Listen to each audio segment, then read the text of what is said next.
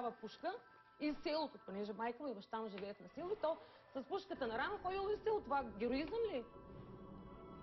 Дете във втори клас с такава пушка. Ами ако направи белява срещу някой човек? Ами ако направи срещу себе си нещо? Значи той с скъп телефон, дете във втори клас ще ми ходи с телефон с 250 лева. Няма нищо напротив. Но той за него е да го подкупи, И понеже аз го натисках вкъщи, сега да я учи, пиши, нали, като всяка майка. А сега давам му свободата, той от сутрин до вечер го няма вкъщи. Бащата, за бащата говоря. Добре, нека да чуем Димчо Димов, баща на детето. Здравейте.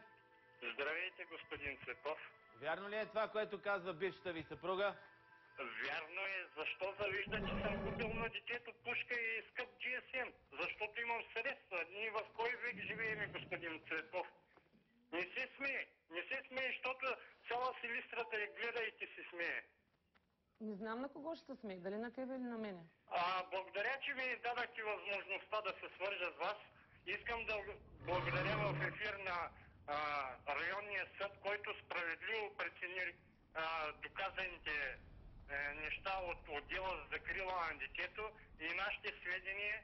Детето е разпитано в отделна стая от съдията, без наше присъствие, в неутрална среда.